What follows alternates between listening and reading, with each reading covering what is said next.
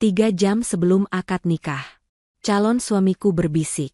Kalau kamu mau melanjutkan pernikahan ini, serahkan semua tabunganmu, belikan aku mobil dan rumah. Kalau tidak, pernikahan kita batal. Aku syok tapi dengan tenang, berkata, baik mas, akan kuurus semuanya. Saat itu juga kujalankan sebuah misi rahasia. 2 jam kemudian saat semua tamu sudah berkumpul, calon suamiku syok melihat. Sebelum ceritanya dimulai, silahkan tulis di kolom komentar dari daerah mana saja teman-teman yang menonton cerita ini.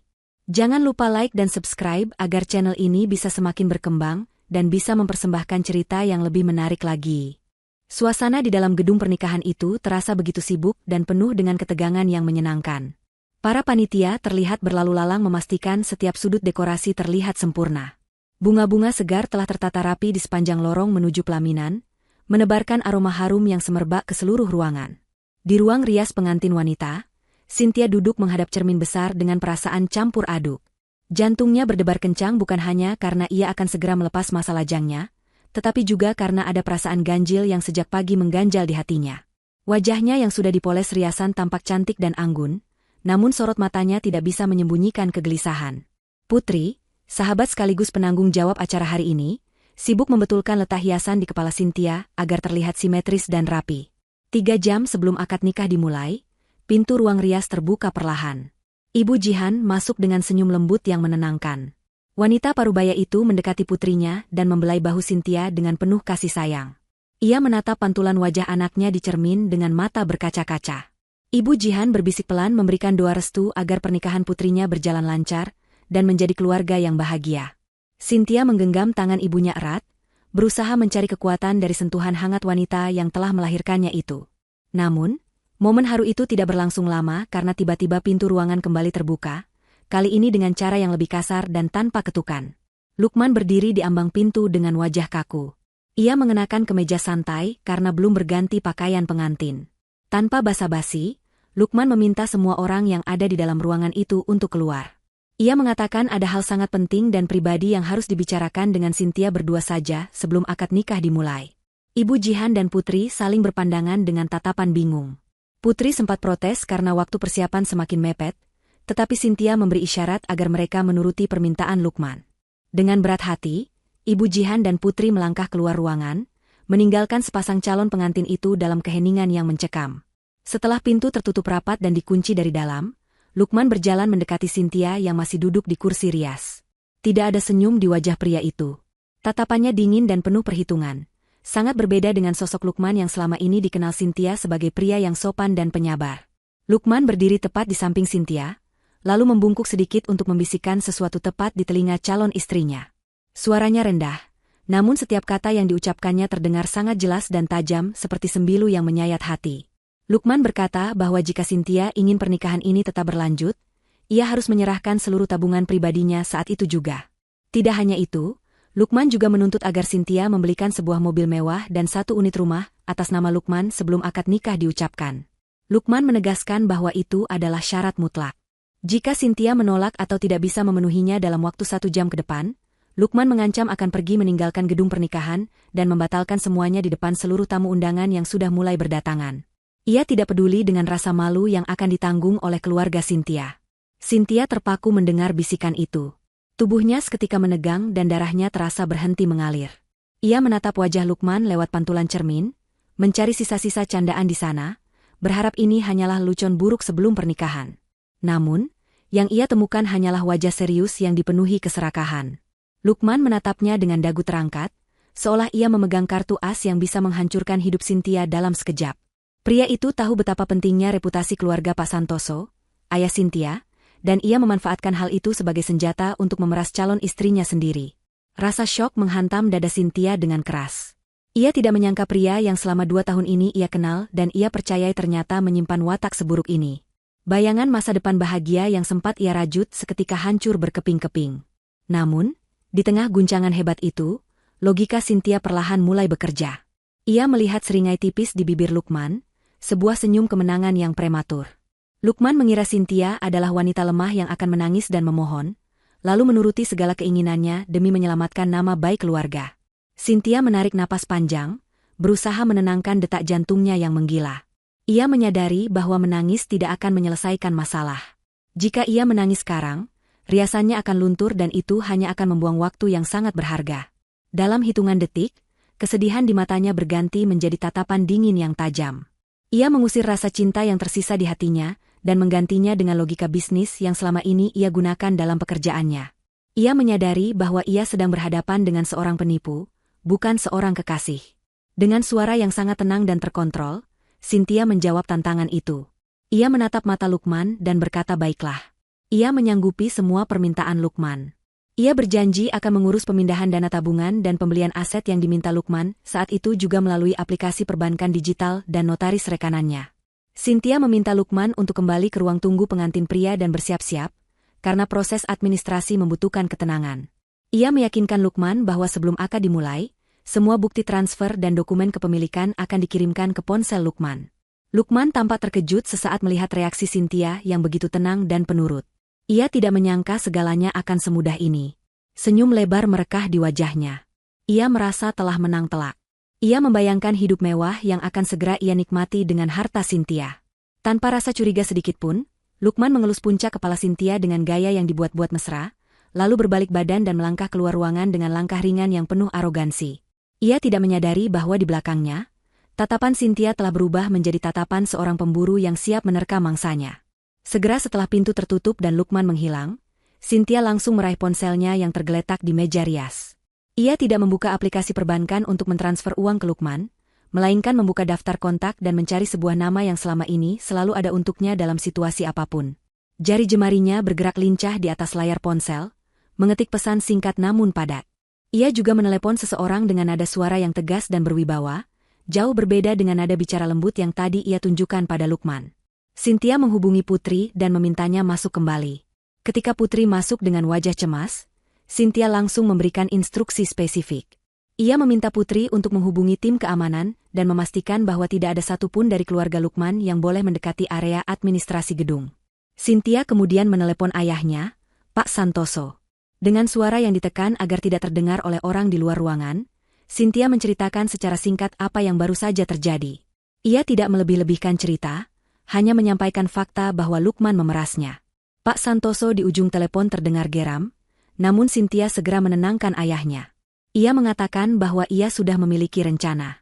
Ia meminta ayahnya untuk tetap tenang dan bersiap di meja akad sesuai jadwal. Cynthia menegaskan bahwa pernikahan akan tetap terjadi, tetapi bukan dengan pria yang bernama Lukman. Pak Santoso yang sangat mempercayai kecerdasan putrinya, akhirnya menyetujui rencana tersebut, meskipun dengan hati yang berat, karena rasa marah pada Lukman. Ia menyerahkan keputusan sepenuhnya pada Cynthia, untuk menyelamatkan harga diri keluarga mereka. Setelah menutup telepon dengan ayahnya, Cynthia melakukan panggilan terakhir yang paling penting. Ia menelepon Fahri. Fahri adalah sahabat masa kecilnya yang juga berprofesi sebagai pengacara perusahaan keluarga Cynthia. Selama ini, Cynthia tahu bahwa Fahri memendam perasaan padanya, namun mereka tidak pernah melewati batas persahabatan. Saat telepon tersambung, Cynthia tidak berbasa-basi. Ia bertanya posisi Fahri dan memintanya datang ke ruangan khusus di belakang gedung yang jarang dilewati orang. Cynthia mengatakan ada misi rahasia yang harus dijalankan sekarang juga. Cynthia bangkit dari duduknya. Ia mengambil jas pengantin pria yang seharusnya dipakai oleh Lukman. Jas itu tergantung rapi di sudut ruangan, masih terbungkus plastik pelindung. Cynthia menatap jas itu dengan tatapan jijik, seolah jas itu telah ternoda oleh niat jahat Lukman. Namun, jas itu adalah kunci dari rencananya. Ia membawa jas itu dan keluar dari ruang rias melalui pintu samping yang terhubung langsung dengan koridor staf, menghindari keramaian tamu dan keluarga yang mungkin melihatnya. Langkah kaki Cynthia terdengar tegas di lorong sepi itu. Tidak ada keraguan sedikit pun di hatinya. Ia tahu bahwa keputusan yang ia ambil ini sangat berisiko, namun membiarkan Lukman menang dan menguasai hidupnya adalah kesalahan yang jauh lebih besar. Ia berjalan menuju ruangan tempat ia berjanji bertemu dengan Fahri. Di dalam kepalanya, skenario pembalasan dendam sudah tersusun rapi bab demi bab. Ia akan memberikan pelajaran yang tidak akan pernah dilupakan oleh Lukman dan keluarganya seumur hidup. Sesampainya di ruangan pertemuan, Cynthia melihat Fahri sudah berdiri di sana dengan wajah bingung namun siap siaga. Fahri mengenakan kemeja batik rapi karena ia memang diundang sebagai tamu. Cynthia masuk dan langsung mengunci pintu. Ia meletakkan jas pengantin itu di atas meja di hadapan Fahri. Tanpa membuang waktu, Cynthia menjelaskan situasinya. Ia menceritakan pemerasan yang dilakukan Lukman dan ancaman pembatalan pernikahan. Wajah Fahri merah pada menahan amarah mendengar sahabat yang dicintainya diperlakukan seperti itu. Cynthia menatap mata Fahri dalam-dalam. Ia bertanya dengan suara bergetar namun penuh harap, apakah Fahri bersedia membantunya menyelamatkan wajah orang tuanya. Ia meminta Fahri untuk menggantikan posisi Lukman di meja akad nanti. Cynthia tahu ini permintaan gila, tapi ia tidak memikirkan orang lain yang lebih pantas dan bisa dipercaya selain Fahri. Fahri terdiam sejenak, menatap jas di depannya dan kemudian menatap wajah Cynthia. Ia melihat ketegaran sekaligus kerapuhan di mata wanita itu. Tanpa ragu, Fahri mengangguk tegas. Ia bersedia melakukan apa saja untuk melindungi kehormatan Cynthia. Di sisi lain gedung yang megah itu, tepatnya di ruang tunggu keluarga pengantin pria, suasana pesta pora prematur sedang berlangsung. Lukman duduk bersandar di sofa empuk dengan kaki disilangkan, wajahnya memancarkan kepuasan yang luar biasa. Di sampingnya duduk Ibu Karlina, ibunya, yang sejak tadi tidak henti-hentinya tersenyum lebar. Mereka berdua baru saja membicarakan keberhasilan Lukman menekan Cynthia. Bagi mereka, Cynthia hanyalah tambang emas berjalan yang bodoh, karena terlalu mencintai Lukman. Ibu Karlina memuji kecerdikan anaknya yang berani mengambil langkah drastis di detik-detik terakhir. Ibu Karlina membayangkan deretan perhiasan dan tas bermerek yang akan segera ia beli setelah dana dari Cynthia cair. Ia sudah lama mengincar gaya hidup sosialita yang selama ini hanya bisa ia tonton di televisi. Lukman dengan sombong mengatakan bahwa Cynthia tidak punya pilihan lain selain menuruti kemauannya. Ia yakin sekali bahwa keluarga Pak Santoso yang terpandang tidak akan mau menanggung malu akibat batal nikah. Ketakutan akan aib adalah senjata utama mereka. Lukman bahkan sudah merencanakan untuk menjual mobil yang akan dibelikan Cynthia nanti, dan menukarnya dengan uang tunai untuk membayar utang-utang judinya yang menumpuk. Tiba-tiba ponsel Lukman berbunyi. Ada notifikasi masuk. Jantung Lukman berdegup kencang penuh antisipasi. Ia segera membuka layar ponselnya dan melihat sebuah pesan dari Cynthia. Pesan itu berisi lampiran dokumen digital yang terlihat seperti bukti transfer dan surat perjanjian aset. Cynthia juga mengirimkan pesan teks yang mengatakan bahwa proses sedang berjalan dan bukti fisik akan diserahkan setelah akad karena notaris sedang dalam perjalanan. Lukman tertawa renyah. Ia memperlihatkan layar ponselnya pada ibunya. Ibu Karlina memeki kegirangan, matanya berbinar menatap angka-angka semu yang ada di layar itu. Mereka begitu terbuai oleh keserakahan, hingga tidak memeriksa detail dokumen itu dengan teliti. Jika saja Lukman membukanya dan membaca dengan seksama, ia akan melihat bahwa itu bukanlah bukti transfer dana masuk rekeningnya, melainkan bukti pemindahan aset dari rekening pribadi Cynthia ke rekening dana amanat yang tidak bisa diakses oleh siapapun kecuali Cynthia dan ayahnya. Dokumen rumah dan mobil yang dilampirkan pun hanyalah draft pengajuan, bukan sertifikat kepemilikan yang sah. Namun, arogansi telah membutakan mata dan logika mereka. Mereka merasa sudah menang telak di atas angin. Sementara itu, di ruangan tersembunyi, Fahri sedang mengenakan jas pengantin yang dibawa oleh Cynthia. Ajaibnya, ukuran jas itu pas di tubuh Fahri yang tegap. Seolah-olah jas itu memang ditakdirkan untuknya, bukan untuk Lukman. Cynthia membantu merapikan dasi Fahri. Tangan Cynthia sedikit gemetar saat menyentuh kerah kemeja Fahri. Ada rasa bersalah yang menyelinap di hatinya, karena menyeret Fahri ke dalam sandiwara ini. Namun, Fahri menatapnya dengan lembut dan meyakinkan Cynthia bahwa ia melakukan ini dengan tulus, bukan karena terpaksa. Fahri bertanya sekali lagi apakah Cynthia yakin dengan keputusan ini. Ia mengingatkan bahwa setelah akad terucap, tidak ada jalan kembali. Pernikahan ini akan sah secara agama dan negara. Cynthia mengangguk mantap. Ia mengatakan bahwa ia lebih rela menghabiskan sisa hidupnya belajar mencintai pria, baik seperti Fahri daripada hidup satu detik pun dengan penipu seperti Lukman. Jawaban itu membuat hati Fahri menghangat. Ia berjanji dalam hati akan menjadi suami yang baik, dan tidak akan pernah mengecewakan kepercayaan yang diberikan Cynthia dan keluarganya. Setelah Fahri siap, Cynthia memanggil Putri untuk masuk ke ruangan itu. Putri terbelalak kaget melihat Fahri yang mengenakan jas pengantin. Cynthia segera menjelaskan situasinya dengan cepat dan tegas. Awalnya Putri syok, namun setelah mendengar kebusukan Lukman, kemarahannya meledak. Sebagai sahabat, Putri langsung mendukung penuh rencana Cynthia. Cynthia memberikan tugas khusus pada Putri untuk mengondisikan alur masuk pengantin pria nanti. Putri harus memastikan bahwa Lukman dan keluarganya tidak curiga sampai detik terakhir. Kembali ke ruang tunggu keluarga Lukman, waktu terus berjalan mendekati jam akad. Lukman mulai gelisah karena jas pengantinnya belum juga datang. Ia memanggil salah satu panitia yang lewat, dan membentak-bentak menanyakan di mana jasnya. Panitia yang sudah dibriefing oleh Putri menjawab dengan sopan namun gugup, bahwa jas tersebut sedang disetrika ulang, karena tadi terkena noda sedikit saat dibawa. Alasan itu sebenarnya tidak masuk akal. Namun Lukman yang sedang merasa menjadi raja sehari tidak terlalu memikirkannya.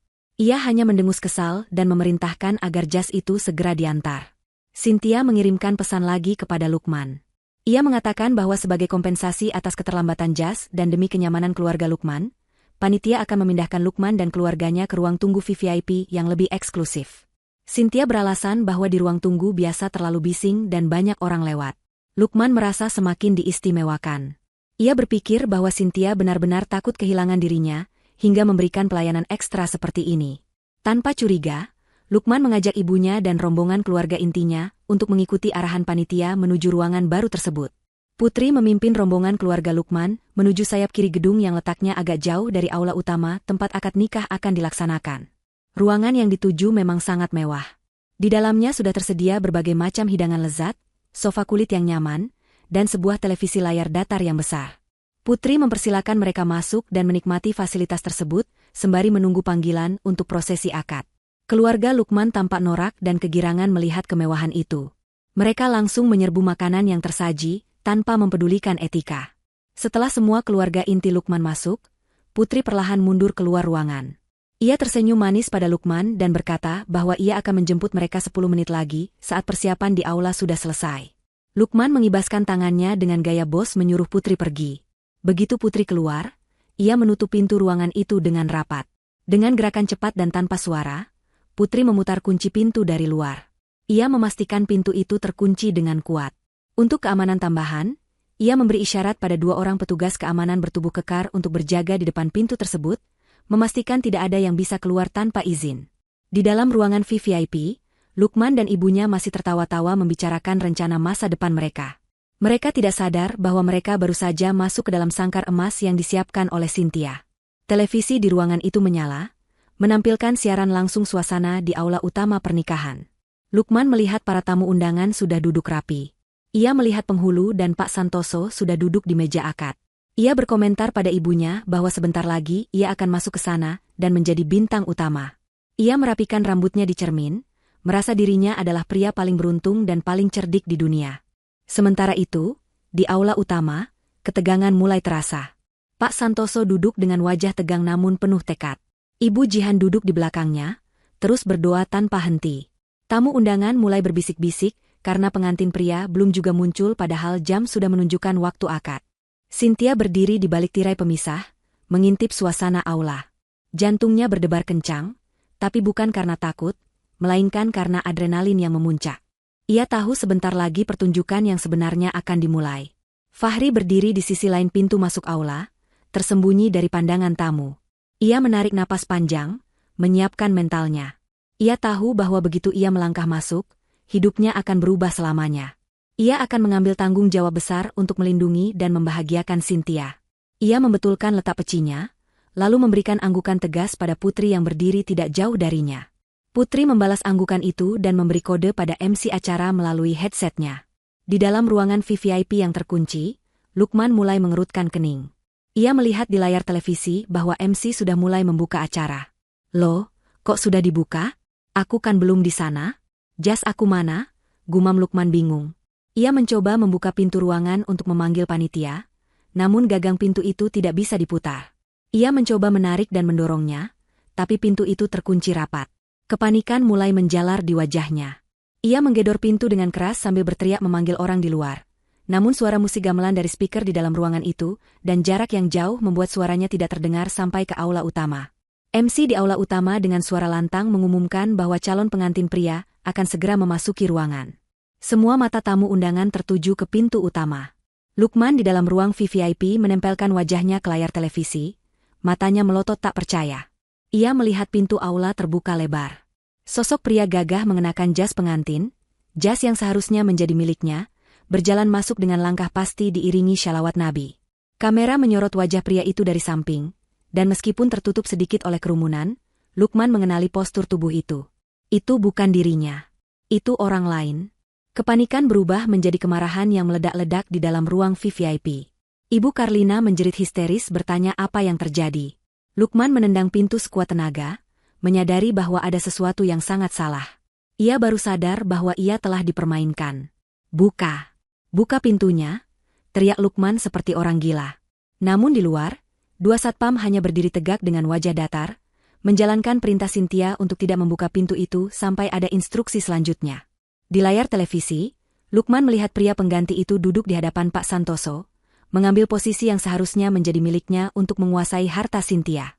Langkah kaki Fahri terasa berat namun mantap saat ia menyusuri karpet merah yang membentang menuju meja akad. Di kiri dan kanannya, ratusan pasang mata menatap dengan penuh tanda tanya. Bisik-bisik mulai terdengar berdengung seperti lebah di antara para tamu undangan. Mereka yang mengenal keluarga Pak Santoso tentu mengenali wajah Fahri, sang pengacara muda yang sering terlihat mendampingi urusan bisnis keluarga itu, namun mereka bingung mengapa Fahri yang mengenakan jas pengantin, bukan Lukman. Fahri berusaha mengabaikan semua suara sumbang itu.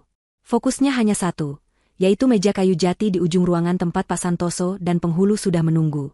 Di dalam dadanya, jantung Fahri berdegup kencang seolah ingin melompat keluar dari rusuknya. Ia sadar betul bahwa apa yang dilakukannya saat ini adalah sebuah kegilaan, sebuah pertaruhan besar yang mempertaruhkan nama baiknya dan juga masa depannya.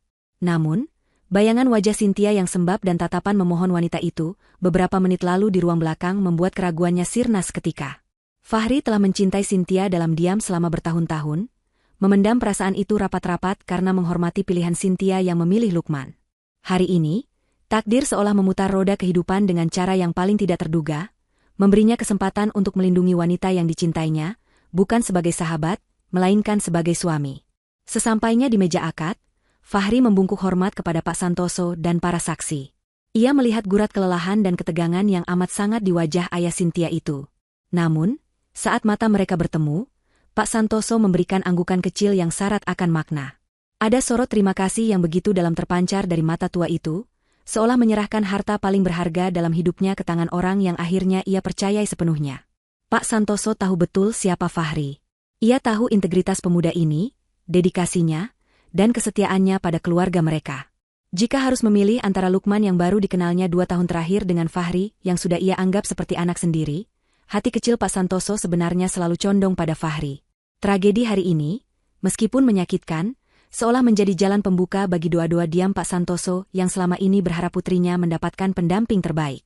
Fahri duduk perlahan, merapikan jasnya, dan menarik napas panjang untuk menenangkan saraf-sarafnya yang tegang. Aroma melati yang menghias meja akad menusuk hidungnya, memberikan sedikit ketenangan di tengah badai emosi yang berkecamuk.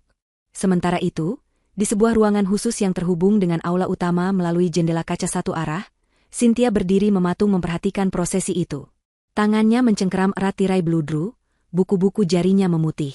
Ia melihat punggung Fahri yang tegap duduk di hadapan ayahnya. Perasaan bersalah kembali menyelinap di hatinya. Ia merasa egois karena telah menyeret Fahri ke dalam kekacauan hidupnya. Cynthia bertanya-tanya dalam hati, apakah adil menjadikan Fahri sebagai tameng untuk menutupi aib yang disebabkan oleh Lukman? Namun, Cynthia segera menepis pikiran itu. Ia berjanji pada dirinya sendiri, bahwa ia akan menghabiskan seumur hidupnya untuk menebus kebaikan Fahri. Ia akan belajar mencintai pria itu dengan tulus, melayaninya dengan sebaik-baiknya, dan menjadi istri yang taat. Ini bukan lagi sekadar sandiwara balas dendam, ini adalah awal dari komitmen suci yang tidak boleh ia permainkan. Cynthia menatap layar ponselnya sekilas, memastikan bahwa bom waktu untuk Lukman sudah terpasang dengan sempurna. Ia ingin memastikan bahwa kehancuran Lukman akan terjadi beriringan dengan kebahagiaan barunya. Kembali ke meja akad, penghulu mulai memeriksa berkas-berkas administrasi. Ada sedikit kebingungan di wajah petugas KUA tersebut, melihat perubahan nama pengantin pria yang mendadak. Namun, Fahri dengan tenang mengeluarkan dokumen yang sudah ia persiapkan. Sebagai pengacara, Fahri selalu berpikir 10 langkah ke depan. Saat Cynthia memintanya menjadi pengantin pengganti, Fahri segera menghubungi rekannya di dinas terkait untuk mengurus perubahan data darurat dengan alasan masalah teknis yang tidak terduga. Surat dispensasi dan perubahan data itu, ia serahkan kepada penghulu dengan sikap profesional yang meyakinkan. Penghulu itu menatap Pak Santoso meminta konfirmasi. Pak Santoso dengan tegas menyatakan bahwa perubahan ini adalah kehendak keluarga dan sah secara hukum maupun agama. Ketegasan suara Pak Santoso membungkam keraguan penghulu dan para saksi. Suasana hening mencekam menyelimuti ruangan. Semua orang menahan napas, menunggu momen sakral yang akan segera terjadi. Tidak ada lagi musik gamelan, tidak ada lagi suara obrolan. Hanya suara pendingin ruangan dan detak jam dinding yang terdengar mengiringi detik-detik bersejarah itu. Fahri menjabat tangan Pak Santoso dengan erat. Telapak tangan mereka saling menggenggam, menyalurkan energi dan tanggung jawab. Tangan Pak Santoso terasa dingin dan sedikit gemetar, namun genggamannya kuat, menyiratkan permohonan agar Fahri menjaga putrinya dan tidak menyakitinya seperti yang dilakukan Lukman. Fahri membalas genggaman itu dengan tak kalah erat, seolah ingin mentransfer keyakinan bahwa ia siap menjadi garda terdepan pelindung Cynthia. Di dalam benaknya, Fahri mengucapkan sumpah pribadinya kepada Tuhan, bahwa ia tidak akan pernah membiarkan air mata kesedihan menetes lagi di pipi Cynthia. Ia menerima takdir ini bukan sebagai beban, melainkan sebagai anugerah terindah yang harus ia jaga sampai mati. Di sudut ruangan, Ibu Jihan menangis haru. Ia tahu betul duduk perkaranya, karena Cynthia sempat berbisik padanya sebelum acara dimulai. Tangisan Ibu Jihan bukanlah tangisan kesedihan, melainkan tangisan kelegaan karena putrinya terlepas dari jeratan pria serakah seperti Lukman dan jatuh ke pelukan pria sebaik Fahri. Para tamu undangan yang tidak tahu apa-apa masih saling pandang dengan bingung. Desas-desus mulai menyebar liar. Ada yang mengira Lukman sakit mendadak, ada yang mengira Lukman kabur, bahkan ada yang berspekulasi bahwa ini adalah perjodohan yang dipaksakan. Namun, mereka semua sepakat pada satu hal. Pengantin pria yang duduk di sana terlihat jauh lebih berwibawa dan serasi dengan aura keluarga Pak Santoso dibandingkan Lukman yang selama ini mereka kenal agak selengean dan kurang tata krama. Aura kepemimpinan Fahri terpancar jelas, membuat siapapun yang melihatnya merasa segan.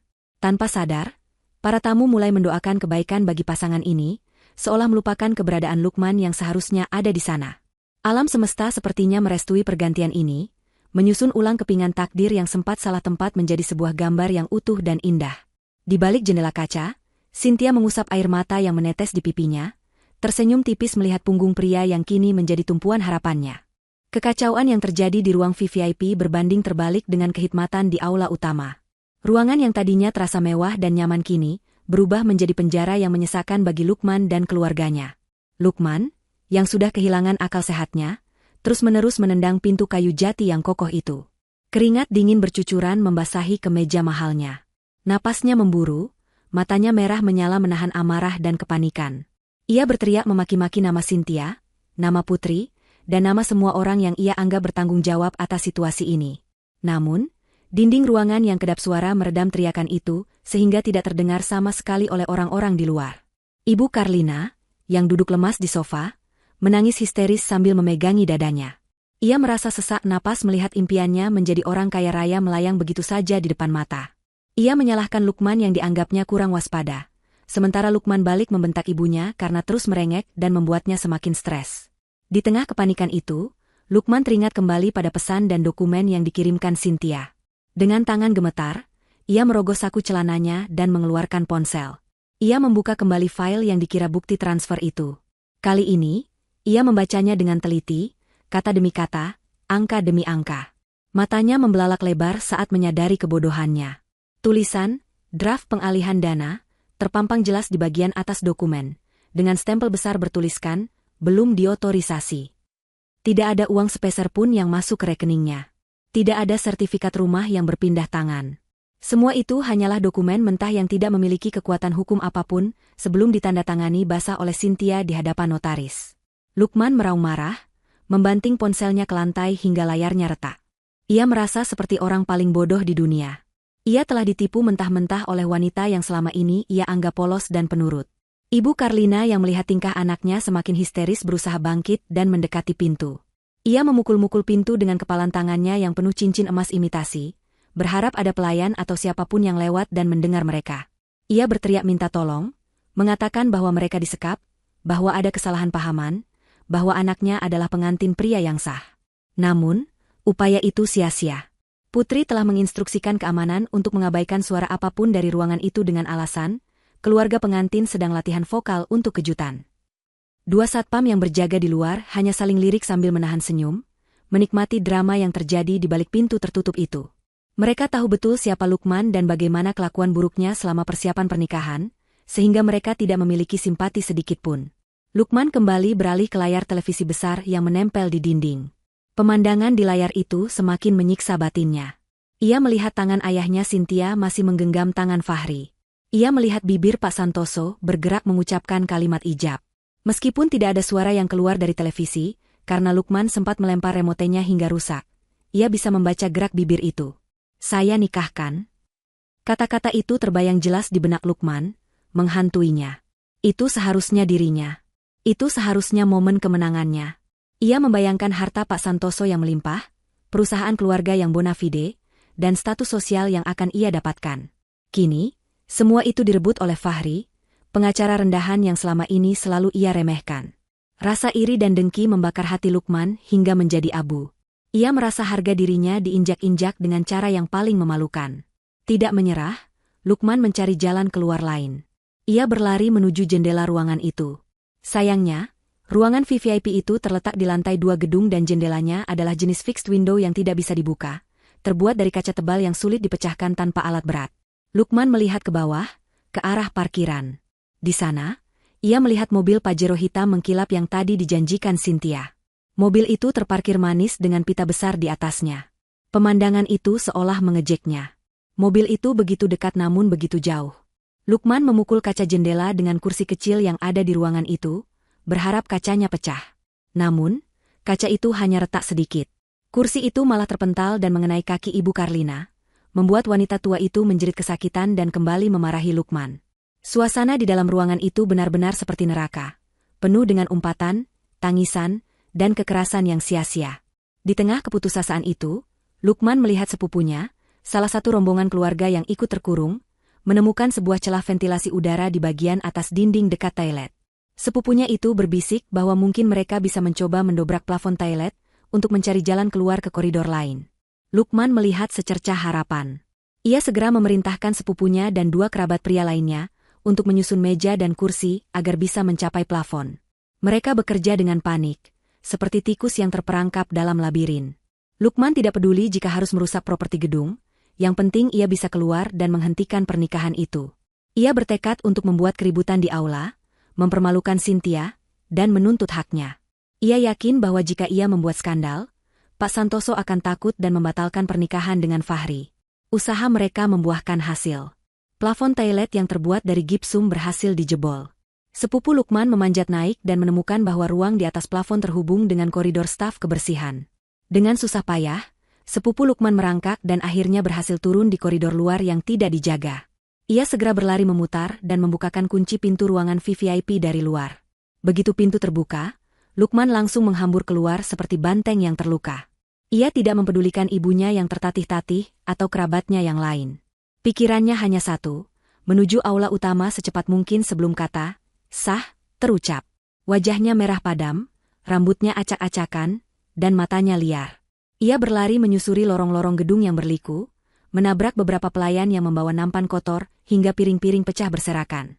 Suara langkah kaki Lukman yang berlari kencang bergema di lorong sepi.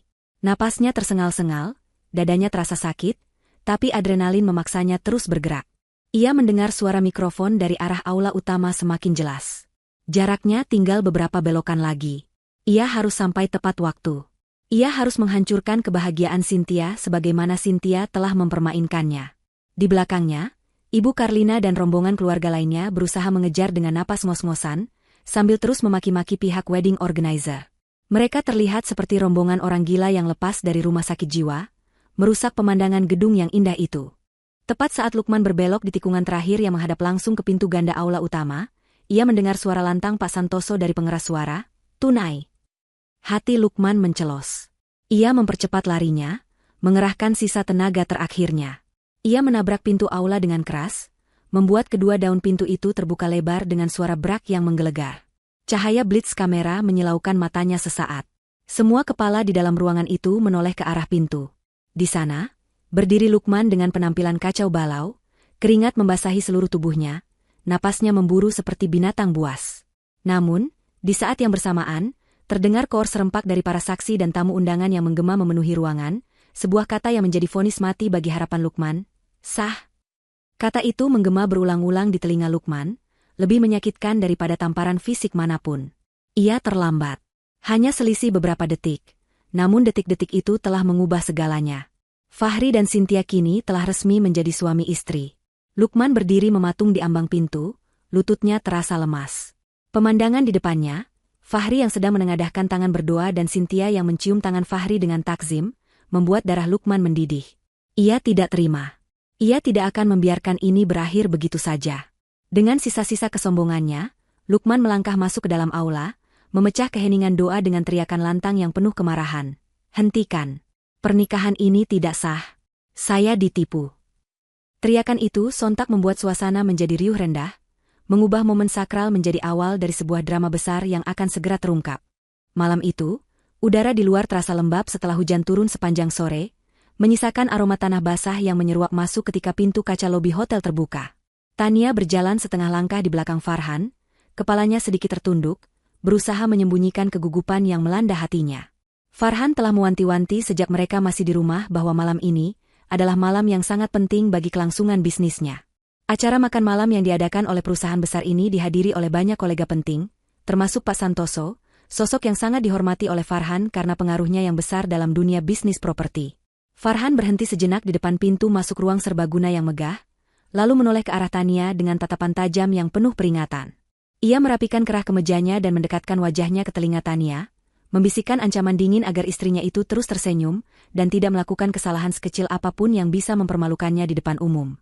Tania hanya mengangguk pelan, tangannya yang dingin meremas tas kecil yang ia bawa, berusaha menelan ludah yang terasa perat di tenggorokan. Mereka melangkah masuk ke dalam ruangan yang dipenuhi cahaya lampu kristal yang berkilauan. Suara denting gelas dan percakapan para tamu berdengung memenuhi udara. Farhan seketika mengubah raut wajahnya menjadi sosok pria yang ramah, penuh wibawa, dan sangat mencintai istrinya. Ia melingkarkan lengannya di pinggang Tania, sebuah gestur yang bagi orang lain terlihat mesra. Namun bagi Tania terasa seperti jerat besi yang siap meremukkan tulang rusuknya jika ia salah bertingkah. Farhan membawa Tania menyapa beberapa tamu, tertawa renyah menanggapi lelucon yang sebenarnya tidak lucu, sementara Tania hanya menyunggingkan senyum tipis sebagai formalitas. Di sudut ruangan, Tania melihat sosok Galuh yang sedang berbincang dengan seorang pria. Galuh, teman lama Tania yang juga mengenakan hijab dengan gaya sederhana namun elegan, menoleh dan matanya langsung menangkap keberadaan Tania. Ada kilatan kekhawatiran di mata Galuh saat melihat senyum kaku di wajah sahabatnya itu, seolah ia bisa membaca penderitaan yang tersembunyi di balik riasan wajah Tania. Farhan menarik Tania menuju meja bundar di bagian depan, tempat Pak Santoso duduk bersama beberapa orang lainnya. Pak Santoso, pria parubaya dengan rambut yang sudah memutih seluruhnya namun masih tampak bugar, menyambut kedatangan mereka dengan senyum lebar. Di sebelahnya duduk Rendra, tangan kanan Pak Santoso yang dikenal cerdas dan teliti. Farhan menyalami Pak Santoso dengan penuh hormat, membungkukkan badannya sedikit lebih rendah dari biasanya, menunjukkan betapa ia sangat ingin mengambil hati pria tua itu. Pak Santoso memuji keserasian pasangan muda di hadapannya, mengatakan bahwa Farhan sangat beruntung memiliki istri yang penurut dan anggun seperti Tania. Farhan tertawa bangga, tangannya menepuk punggung tangan Tania yang ada di atas meja, namun cengkeramannya terlalu kuat hingga kuku-kuku Farhan menancap di kulit Tania. Tania menahan ringisannya, tetap mempertahankan senyum di bibir meski rasa perih menjalar dari punggung tangannya. Rendra yang duduk di seberang mereka memperhatikan interaksi itu dengan tatapan menyelidik. Matanya menyipit seolah menangkap ketidakwajaran dalam bahasa tubuh Tania yang kaku. Percakapan di meja itu didominasi oleh urusan bisnis dan proyek-proyek besar yang sedang direncanakan. Farhan berusaha keras mendominasi pembicaraan, memamerkan pencapaian perusahaannya dengan kata-kata yang dilebih-lebihkan. Sesekali ia meminta persetujuan Tania untuk hal-hal sepele, memaksa istrinya mengangguk setuju atas narasi palsu tentang kebahagiaan rumah tangga mereka yang katanya menjadi kunci kesuksesan bisnisnya. Tania merasa muak dengan sandiwara ini, namun ketakutan akan kemarahan Farhan membuatnya terus bermain peran sebagai istri yang patuh. Di tengah pembicaraan, Galuh memberanikan diri mendekat ke meja mereka untuk menyapa Pak Santoso yang ternyata adalah kerabat jauh suaminya. Galuh menyempatkan diri menyapa Tania dan bertanya kabar. Saat Tania hendak menjawab, Farhan dengan cepat memotong pembicaraan, menjawab mewakili istrinya dengan nada yang terdengar sopan namun syarat akan dominasi, mengatakan bahwa Tania sangat bahagia dan sibuk mengurus keperluan rumah tangga sehingga jarang bisa keluar bertemu teman-teman. Galuh terdiam, menatap Tania lekat-lekat, mencoba mengirimkan sinyal dukungan lewat sorot matanya sebelum akhirnya pamit undur diri karena merasa kehadirannya tidak diinginkan oleh Farhan. Situasi semakin tidak nyaman bagi Tania ketika seorang wanita muda yang cantik dan penuh percaya diri bergabung di meja mereka. Wanita itu bernama Jihan, seorang konsultan bisnis yang baru saja kembali dari luar negeri dan sedang bekerja sama dengan perusahaan Pak Santoso. Jihan memiliki aura yang sangat berbeda dengan Tania. Ia lugas, berani, dan tatapannya tajam menggoda. Farhan tampak langsung tertarik dengan cara bicara Jihan yang cerdas dan menantang. Perhatian Farhan beralih sepenuhnya pada Jihan, meninggalkan Tania yang terabaikan di sebelahnya seperti pajangan yang sudah tidak menarik lagi. Farhan tertawa lepas menanggapi candaan Jihan, sebuah tawa yang jarang sekali Tania dengar di rumah. Tania merasa semakin kecil dan tidak berharga. Duduk dia mendengarkan percakapan mereka yang penuh istilah asing.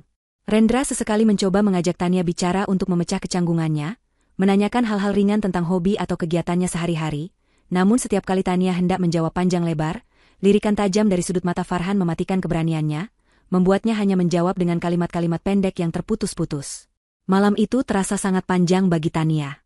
Kakinya mulai terasa pegal karena sepatu hak tinggi yang ia kenakan, dan kepalanya mulai berdenyut karena menahan ketegangan selama berjam-jam. Ketika acara akhirnya selesai dan para tamu mulai berpamitan, Tania menghela napas lega, berharap penderitaan ini segera berakhir. Namun, saat mereka berjalan menuju parkiran mobil, Farhan yang tadinya tersenyum ramah kepada Pak Santoso dan Jihan, seketika mengubah ekspresinya menjadi dingin dan menakutkan begitu pintu mobil tertutup dan mereka hanya berdua. Keheningan di dalam mobil terasa lebih mencekam daripada kebisingan pesta tadi. Farhan tidak langsung menyalakan mesin mobil. Ia mencengkeram setir dengan kuat hingga buku-buku jarinya memutih, napasnya terdengar berat dan menderu, tanda bahwa ada badai amarah yang sedang ia tahan dan siap meledak kapan saja. Tania merapatkan tubuhnya ke pintu mobil, memejamkan mata, dan berdoa dalam hati agar perjalanan pulang ini tidak menjadi awal dari mimpi buruk yang baru. Mobil sedan mewah itu melaju membelah jalanan ibu kota yang mulai lengang, namun kecepatan yang dipacu Farhan jauh di atas batas normal. Tania mencengkeram sabuk pengamannya dengan erat, wajahnya pucat pasi melihat jarum speedometer yang terus naik. Ia tidak berani mengeluarkan satu suara pun, tahu betul bahwa menegur cara menyetir Farhan saat suaminya sedang emosi sama saja dengan menyiram bensin ke dalam api. Farhan menyetir dengan kasar, menyalip kendaraan lain dengan manuver berbahaya, melampiaskan kekesalan yang entah bersumber dari mana. Di dalam benak Farhan, malam ini tidak berjalan sesempurna yang ia rencanakan. Ia merasa Tania tadi sempat melakukan kesalahan fatal saat menjawab pertanyaan Rendra, jawaban yang menurut Farhan terlalu bodoh dan mempermalukan intelektualitasnya sebagai suami. Selain itu, kehadiran Galuh yang mencoba mengakrabkan diri dengan Tania juga memicu rasa curiga Farhan yang posesif. Ia tidak suka ada orang luar yang mencoba masuk ke dalam lingkaran kendalinya terhadap Tania. Sesampainya di rumah, Farhan membanting pintu mobil dengan keras dan berjalan cepat masuk ke dalam tanpa menunggu Tania. Tania bergegas menyusul, langkahnya tertatih karena kakinya yang sakit. Begitu pintu utama tertutup, Farhan langsung berbalik dan menatap Tania dengan nyalang. Tanpa aba-aba, ia mulai memuntahkan segala cacian yang sudah ia tahan sejak di pesta tadi. Ia menyebut Tania sebagai wanita yang tidak tahu diuntung, yang tidak bisa bersosialisasi dengan benar, dan hanya menjadi beban saat dibawa ke acara penting.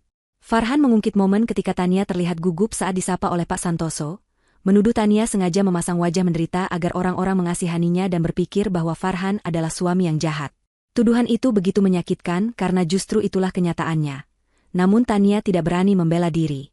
Ia hanya menunduk, air mata mulai mengalir membasahi pipinya, memohon maaf dengan suara lirih atas kesalahan yang sebenarnya tidak ia lakukan. Farhan tidak peduli dengan permintaan maaf Tania. Ia berjalan mondar-mandir di ruang tengah, emosinya semakin meluap ketika teringat pada sosok Jihan. Dengan kejam, Farhan mulai membanding-bandingkan Tania dengan Jihan. Ia memuji Jihan sebagai wanita modern yang cerdas, mandiri, dan bisa menjadi mitra diskusi yang sepadan. Sangat berbeda dengan Tania yang ia sebut sebagai wanita kolot yang membosankan. Kata-kata Farhan menghujam jantung Tania, meruntuhkan sisa-sisa harga diri yang ia miliki.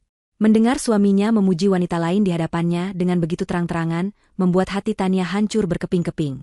Farhan bahkan mengatakan bahwa seharusnya ia menikah dengan wanita seperti Jihan yang bisa menunjang karirnya, bukan dengan Tania yang hanya bisa mengurus dapur dan sumur. Tania terisak pelan, rasa sakit di hatinya jauh lebih menyiksa daripada lebam fisik yang pernah ia terima. Keesokan harinya, suasana rumah masih terasa panas. Farhan berangkat kerja pagi-pagi sekali tanpa menyentuh sarapan yang sudah disiapkan Tania. Setelah kepergian Farhan, Tania duduk termenung di meja makan, menatap kosong ke arah taman belakang.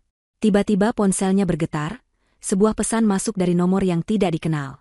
Ternyata itu adalah pesan dari Putri, sepupu Tania yang sudah lama tidak ia temui karena larangan Farhan. Putri menanyakan kabar Tania dan mengatakan bahwa ia dan Karlina, tante mereka, sangat merindukan Tania. Putri juga menyebutkan bahwa Karlina sempat melihat Tania di foto acara pesta semalam yang diunggah oleh salah satu tamu di media sosial, dan Karlina merasa khawatir melihat sorot mata Tania yang tampak redup. Membaca pesan itu, pertahanan Tania runtuh kembali. Ia sadar bahwa ia tidak sendirian, masih ada keluarga yang peduli padanya, Namun tembok yang dibangun Farhan begitu tinggi, hingga ia tidak tahu bagaimana cara menjangkaunya tanpa memicu perang besar. Siang harinya, Tania dikejutkan oleh kedatangan tamu tak diundang. Bel rumah berbunyi, dan ketika Tania mengintip dari monitor intercom, ia melihat sosok Jihan berdiri di depan pagar. Jihan datang dengan alasan ingin mengantarkan berkas penting milik Farhan yang tertinggal di kantor Pak Santoso semalam. Dengan ragu, Tania membukakan pintu pagar. Jihan melangkah masuk dengan gaya anggun yang penuh percaya diri, matanya menyapu sekeliling rumah mewah itu dengan tatapan menilai. Saat berhadapan dengan Tania, Jihan tersenyum manis, namun senyum itu tidak mencapai matanya. Jihan memberikan berkas tersebut kepada Tania, namun ia tidak langsung pergi. Ia justru mulai memancing pembicaraan, menyiratkan bahwa ia dan Farhan memiliki komunikasi yang intens di luar urusan pekerjaan. Jihan menceritakan betapa Farhan sering mengeluh tentang kehidupannya di rumah yang membosankan, dan betapa Farhan membutuhkan seseorang yang bisa mengerti ambisinya. Kata-kata Jihan tersusun rapi namun berbisa. Setiap kalimatnya dirancang untuk membuat Tania merasa semakin tidak aman dan tidak berharga. Jihan seolah ingin menegaskan posisinya yang lebih superior dibandingkan Tania. Tania berusaha tetap sopan, namun tangannya gemetar saat memegang berkas milik suaminya. Ia menyadari bahwa ancaman terhadap rumah tangganya bukan hanya berasal dari kekerasan Farhan, tetapi juga dari kehadiran wanita lain yang siap masuk kapan saja. Sebelum pergi, Jihan sempat menyentuh bahu Tania pelan, memberikan tatapan simpati yang palsu, dan mengatakan agar Tania lebih banyak belajar merawat diri agar suaminya tidak mencari hiburan di luar. Setelah mobil Jihan menghilang dari pandangan, Tania terduduk lemas di lantai teras. Pikirannya berkecamuk, rasa takut kehilangan bercampur aduk dengan rasa sakit karena dikhianati. Meskipun ia tahu Farhan adalah sumber penderitaannya, namun doktrin sebagai istri yang harus berbakti masih mengikatnya begitu kuat. Malam harinya, Farhan pulang dengan wajah yang lebih cerah dari biasanya, namun keceriaan itu bukan untuk Tania. Farhan langsung menanyakan apakah Jihan sudah datang mengantar berkas. Ketika Tania menyerahkan berkas itu, Farhan tersenyum puas dan memuji Jihan sebagai wanita yang bisa diandalkan. Farhan kemudian masuk ke kamar mandi sambil bersenandung, meninggalkan Tania yang berdiri mematung di kamar tidur. Ponsel Farhan yang tergeletak di atas nakas tiba-tiba menyala, menampilkan notifikasi pesan singkat. Tania yang biasanya tidak pernah berani menyentuh barang privasi suaminya, kali ini didorong oleh rasa penasaran dan sakit hati yang mendalam, melirik ke arah layar ponsel tersebut. Nama Jihan tertera di sana dengan pesan yang singkat namun mesra, mengucapkan terima kasih atas makan siang yang menyenangkan tadi. Hati Tania mencelos. Ternyata di balik kesibukan kerjanya, Farhan meluangkan waktu untuk bersama wanita lain. Kesadaran ini memukul Tania dengan keras, bahwa penderitaannya selama ini tidak memiliki arti apa-apa bagi Farhan, dan bahwa suaminya itu tidak hanya jahat secara fisik dan verbal, tetapi juga seorang pengkhianat yang tidak memiliki moral. Tania meletakkan kembali ponsel suaminya dengan tangan gemetar ke posisi semula, tepat sebelum pintu kamar mandi terbuka. Uap hangat mengepul keluar bersamaan dengan munculnya Farhan yang tampak segar dengan handuk melilit pinggang. Tania segera memejamkan mata, berpura-pura tidur dengan napas yang ia atur sedemikian rupa agar terlihat tenang, meski jantungnya berdegup kencang seolah ingin meledak. Farhan tidak menyadari gejolak yang sedang terjadi dalam batin istrinya, ia hanya melirik sekilas ke arah tubuh Tania yang memunggunginya, lalu sibuk dengan rutinitas perawatan wajahnya di depan cermin. Malam itu berlalu dengan siksaan batin yang luar biasa bagi Tania. Ia berbaring di sebelah pria yang telah berjanji melindunginya di hadapan penghulu, namun kini pria itu pula yang menorehkan luka paling dalam. Setiap tarikan napas Farhan yang teratur dalam tidurnya terdengar, seperti ejekan bagi Tania yang terjaga sepanjang malam, meratapi nasib pernikahannya yang berada di ujung tanduk. Bayangan pesan mesra dari Jihan terus menari-nari di pelupuk matanya, mengikis habis kepercayaan yang selama ini ia pertahankan mati-matian. Keesokan paginya, setelah Farhan berangkat kerja dengan sikap dingin yang sudah menjadi makanan sehari-hari, Tania meminta izin untuk pergi berbelanja kebutuhan bulanan. Farhan mengizinkan dengan syarat Tania harus mengirimkan foto struk belanja dan kembali tepat waktu sebelum jam makan siang. Dengan perasaan was-was namun juga membawa sedikit harapan, Tania memacu mobil sederhananya menuju supermarket besar di pusat kota. Ia tidak hanya berniat membeli bahan makanan, tetapi ia memiliki rencana lain. Semalam, setelah pergulatan batin yang panjang, Tania memberanikan diri mengirim pesan singkat kepada Galuh saat Farhan sudah tertidur lelap, mengajaknya bertemu sebentar di tempat yang sekiranya aman dari pantauan kenalan suaminya. Supermarket ini adalah satu-satunya tempat yang terpikirkan oleh Tania, tempat yang cukup ramai dan umum sehingga tidak akan menimbulkan kecurigaan jika mereka terlihat berbincang. Di lorong bagian bumbu dapur, Tania melihat sosok Galuh yang sedang memilah botol kecap. Galuh mengenakan pakaian muslimah yang rapi, wajahnya tampak cemas menanti kedatangan Tania. Begitu melihat Tania mendekat, Galuh langsung memeluk sahabatnya itu dengan erat, seolah menyalurkan kekuatan. Tania tidak kuasa menahan air matanya. Pertahanannya runtuh di pelukan sahabat lama yang sudah lama tidak ia temui itu. Di sela-sela rak bumbu, dengan suara berbisik agar tidak menarik perhatian pengunjung lain, Tania menceritakan segalanya. Ia menumpahkan cerita tentang kekerasan verbal yang kerap ia terima, tentang isolasi yang dilakukan Farhan, hingga pesan Jihan yang ia lihat semalam. Galuh mendengarkan dengan wajah merah pada menahan amarah. Tangannya mengepal kuat mendengar betapa menderitanya Tania di balik kemewahan hidup yang terlihat dari luar.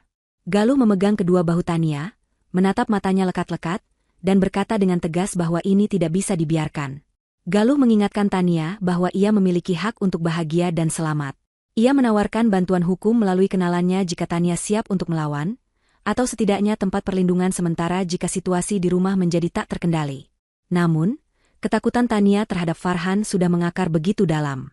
Ia takut jika ia melawan, Farhan akan melakukan hal yang lebih nekat kepada keluarganya, terutama kepada ibu Tania yang sedang sakit-sakitan di kampung. Tania menolak tawaran itu dengan halus, mengatakan bahwa ia belum siap dan hanya butuh teman bicara untuk meringankan bebannya. Galuh menghela napas kecewa namun, memaklumi kondisi psikologis Tania yang terguncang. Sebelum berpisah, Galuh menyelipkan sebuah kartu nama kecil ke dalam saku gamis Tania, kartu nama seorang konsultan pernikahan yang juga advokat perlindungan perempuan, berpesan agar Tania menyimpannya baik-baik di tempat yang tidak akan ditemukan Farhan. Perjalanan pulang terasa begitu berat bagi Tania. Pertemuan dengan Galuh memberinya sedikit kelegaan karena akhirnya ada orang lain yang tahu penderitaannya. Namun di sisi lain, ketakutan akan ketahuan Farhan semakin menghantui. Sesampainya di rumah, Tania segera menyembunyikan kartu nama pemberian Galuh di sela-sela tumpukan buku resep lama yang tidak pernah disentuh Farhan. Ia kemudian sibuk menata belanjaan di dapur, berusaha bersikap senormal mungkin. Namun, takdir sepertinya sedang ingin menguji Tania lebih jauh. Sore harinya, Farhan pulang lebih awal dengan membawa kabar yang membuat darah Tania berdesir hebat. Farhan mengatakan bahwa malam ini mereka akan kedatangan tamu penting untuk makan malam, dan tamu itu adalah Jihan serta Rendra. Farhan meminta Tania memasak hidangan istimewa dan melayani mereka dengan sempurna. Menekankan kata, sempurna, dengan nada ancaman yang kental. Tania hanya bisa mengangguk patuh. Sementara hatinya menjerit menolak harus melayani wanita yang sedang merusak rumah tangganya. Aroma masakan menguar memenuhi ruang makan yang telah ditata apik oleh Tania. Ia telah menghabiskan waktu berjam-jam di dapur, kakinya terasa bengkak karena terlalu lama berdiri, namun ia tidak berani beristirahat barang sejenak. Farhan duduk di sofa ruang tengah, matanya tak lepas dari layar ponsel, sesekali tersenyum simpul membaca pesan yang masuk. Senyum yang seketika lenyap saat ia menoleh ke arah dapur untuk meneriaki Tania agar lebih cepat bekerja. Bel pintu berbunyi tepat pukul 7 malam. Farhan beranjak dengan semangat untuk membukakan pintu, menyambut Jihan dan Rendra dengan keramahan yang dibuat-buat. Jihan datang dengan mengenakan pakaian kerja yang modis namun tetap sopan, sementara Rendra tampil rapi dengan kemeja batik. Tania keluar dari dapur membawa nampan berisi minuman, menyapa tamu suaminya dengan senyum kaku. Jihan menatap Tania dari ujung kepala hingga ujung kaki dengan sorot mata yang sulit diartikan, campuran antara rasa kasihan dan kemenangan. Makan malam dimulai dengan suasana yang terasa ganjil. Farhan duduk di ujung meja sebagai tuan rumah, sementara Jihan duduk di sebelah kanannya dan Rendra di sebelah kirinya. Tania duduk di ujung yang lain, berhadapan dengan suaminya, merasa terasing di rumahnya sendiri. Sepanjang makan malam, Farhan dan Jihan mendominasi percakapan. Mereka membahas proyek-proyek besar, tertawa membicarakan rekan kerja, dan saling melempar pujian atas kecerdasan masing-masing. Rendra yang menyadari ketidaknyamanan Tania berusaha melibatkan Tania dalam obrolan, memuji masakan Tania yang menurutnya sangat lezat. Namun, setiap kali Rendra memuji Tania, Farhan langsung menimpali dengan komentar yang merendahkan. Farhan mengatakan bahwa hanya memasaklah satu-satunya keahlian yang Tania miliki, seolah-olah peran Tania sebagai ibu rumah tangga adalah hal yang remeh dan tidak berharga dibandingkan karir cemerlang Jihan. Puncaknya terjadi ketika Jihan dengan sengaja membahas tentang dekorasi rumah. Ia mengomentari pemilihan gorden dan tata letak perabot yang menurutnya terlalu kuno dan tidak mencerminkan selera modern seorang pengusaha sukses seperti Farhan. Bukannya membela selera istrinya, Farhan justru menyetujui pendapat Jihan dengan antusias. Ia bahkan meminta saran Jihan secara langsung untuk merenovasi ulang ruang tamu, mengabaikan fakta bahwa Tania lah yang merancang dekorasi itu dengan penuh cinta di awal pernikahan mereka. Tania merasa seperti ditelanjangi di depan umum, harga dirinya diinjak-injak oleh suami dan selingkuhannya secara bersamaan. Tangannya mencengkeram erat sendok di tangannya, berusaha menahan air mata yang sudah menggenang di pelupuk mata. Rendra tampak semakin tidak nyaman, ia mencoba mengalihkan topik pembicaraan ke hal yang lebih netral. Namun Farhan seolah menikmati momen mempermalukan Tania. Setelah makan malam selesai, Tania membereskan piring kotor ke dapur sementara ketiga orang itu berpindah ke ruang tengah untuk melanjutkan obrolan sambil menikmati kopi. Dari dapur, Tania bisa mendengar gelak tawa mereka yang terdengar begitu menyakitkan. Ia merasa seperti pembantu di rumahnya sendiri, yang hanya dibutuhkan tenaganya namun tidak dianggap keberadaannya. Saat Tania mengantarkan camilan ke ruang tengah, Jihan dengan tidak sengaja menyenggol lengan Tania, membuat nampan yang dipegangnya sedikit miring dan menumpahkan sedikit kopi ke karpet mahal. Suasana seketika hening. Farhan langsung berdiri, matanya melotot penuh amarah. Di depan tamu-tamunya, ia membentak Tania dengan kasar, menyebutnya ceroboh dan tidak becus melakukan hal sederhana. Jihan pura-pura terkejut dan meminta maaf, mengatakan bahwa itu mungkin salahnya juga, namun nada bicaranya terdengar tidak tulus. Farhan segera menepis permintaan maaf Jihan dan menegaskan bahwa itu murni kesalahan Tania yang lamban dan tidak fokus. Rendra mencoba menenangkan situasi, mengatakan bahwa itu hanya noda kecil yang bisa dibersihkan, namun Farhan sudah terlanjur emosi. Ia mengusir Tania kembali ke dapur dengan kata-kata kasar, menyuruhnya membersihkan kekacauan itu nanti dan tidak perlu keluar lagi sampai tamu pulang. Tania berjalan mundur dengan kepala tertunduk, air mata akhirnya jatuh membasahi pipinya begitu ia sampai di balik tembok dapur yang dingin. Ia bersandar di dinding, mendekap dadanya yang terasa sesak. Di ruang tengah, ia mendengar Farhan meminta maaf kepada Jihan atas ketidaknyamanan yang disebabkan oleh istrinya yang bodoh. Malam itu, setelah Jihan dan Rendra pulang, neraka yang sebenarnya baru dimulai. Farhan tidak langsung tidur, ia melampiaskan sisa amarahnya kepada Tania. Ia menyalahkan Tania karena dianggap telah mempermalukannya di depan Jihan dan Rendra dengan insiden kopi tumpah tadi. Farhan mencengkeram lengan Tania, mengguncang tubuh istrinya yang lemas, menuntut agar Tania belajar bersikap lebih anggun seperti Jihan. Kata-kata itu terus diulang-ulang seperti mantra yang meracuni pikiran Tania. Farhan membandingkan fisik, kecerdasan, dan sikap Tania dengan Jihan tanpa ampun. Malam itu, Tania tidur di lantai kamar tamu dengan tubuh meringkuk kedinginan, bukan karena suhu udara, melainkan karena dinginnya perlakuan orang yang seharusnya menjadi pelindungnya. Namun, di tengah keputusasaan itu, ingatan tentang kartu nama yang diberikan Galuh kembali muncul, memercikkan setitik keberanian di hati Tania yang telah hancur. Ia sadar, ia tidak bisa terus begini. Ia harus mulai memikirkan cara untuk menyelamatkan dirinya sendiri, sebelum Farhan benar-benar menghancurkan kewarasannya. Pagi itu, rumah terasa lebih sunyi dari biasanya setelah badai emosi yang menghantam semalam. Farhan sedang mengemas pakaian ke dalam koper kecil di kamar tidur, sementara Tania membantunya menyiapkan keperluan mandi dengan gerakan yang masih kaku dan waspada. Farhan mengumumkan secara mendadak bahwa ia harus pergi keluar kota selama 3 hari untuk meninjau proyek pembangunan resort baru bersama tim Pak Santoso. Kabar ini bagaikan angin segar bagi Tania, sebuah kesempatan langka untuk bisa bernapas lega tanpa tekanan intimidasi suaminya di dalam rumah. Farhan menegaskan berulang kali agar Tania menjaga rumah dengan benar dan tidak keluyuran yang tidak perlu. Ia juga mengingatkan dengan nada dingin bahwa ia akan menelepon ke telepon rumah secara acak untuk memastikan keberadaan Tania. Tania hanya mengangguk patuh, menyembunyikan rasa lega yang membuncah di dadanya. Setelah mobil jemputan kantor datang, di mana Tania sekilas melihat mobil Jihan juga ikut dalam iring-iringan itu, dan membawa Farhan pergi, Tania segera mengunci pintu pagar dan kembali masuk ke dalam rumah. Tubuhnya merosot di balik pintu, melepaskan napas panjang yang tertahan. Setelah memastikan situasi benar-benar aman, Tania bergegas menuju rak buku di ruang tengah tempat ia menyembunyikan kartu nama pemberian Galuh. Jantungnya berdegup kencang saat jari-jarinya menyentuh kertas kecil itu. Ia menimbang-nimbang sesaat, rasa takut akan ketahuan berperang dengan keinginan kuat untuk menyelamatkan diri. Akhirnya, ia memberanikan diri menghubungi nomor yang tertera di sana, menggunakan ponsel pribadinya yang jarang ia pakai. Suara wanita yang tenang di ujung telepon menyambutnya, memperkenalkan diri sebagai konsultan hukum rekanan Galuh. Percakapan itu berlangsung singkat namun padat. Tania tidak menceritakan detail kejadian secara gamblang karena masih ada keraguan. Namun ia mendapatkan nasihat penting tentang bagaimana mulai mengumpulkan bukti-bukti kekerasan, baik fisik maupun psikis, tanpa memicu kecurigaan pelaku. Nasihat itu membuka mata Tania bahwa diam dan menerima nasib bukanlah jalan keluar, melainkan jalan menuju kehancuran yang lebih dalam. Siang harinya, Tania memutuskan untuk mengambil risiko. Ia memesan taksi online dan pergi ke rumah Tante Karlina.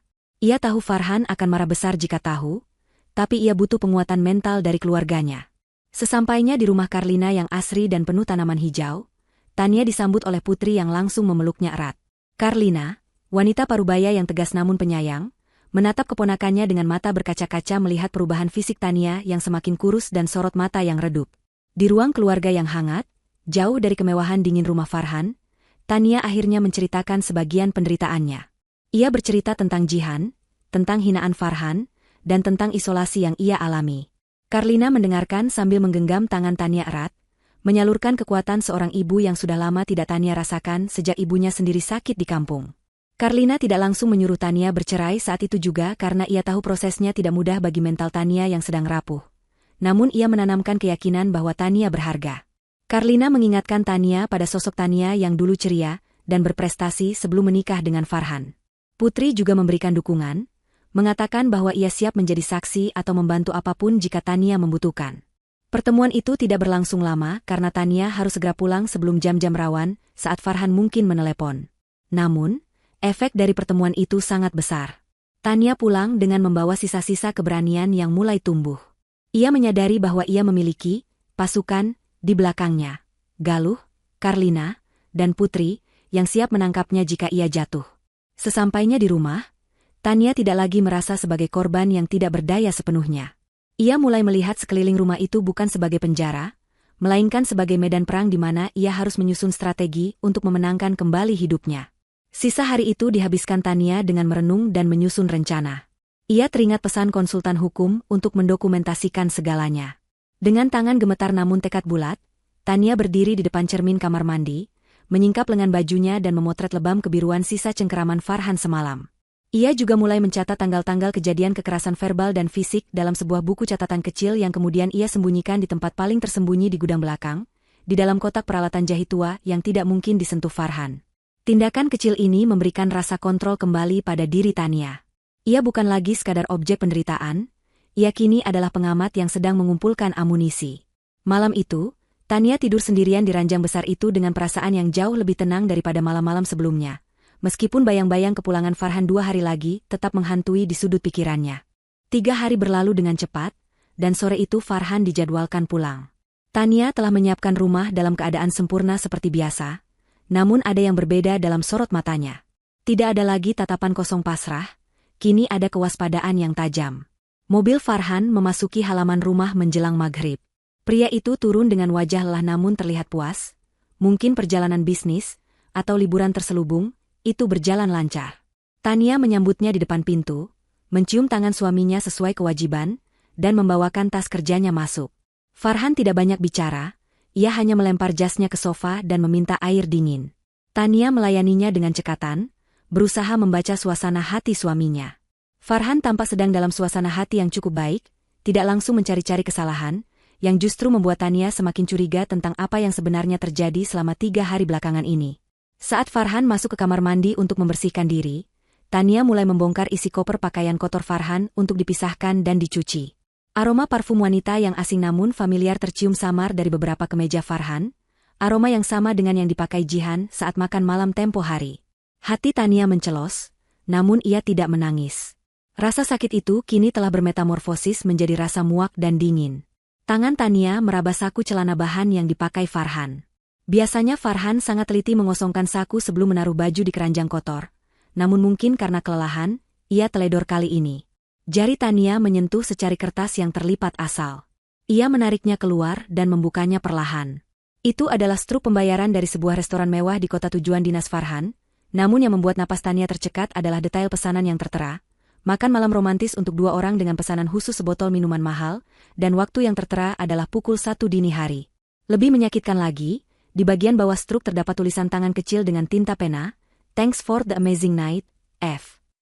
Tania mengenali tulisan tangan itu. Itu tulisan tangan yang sama dengan yang ia lihat di berkas-berkas kerja Jihan.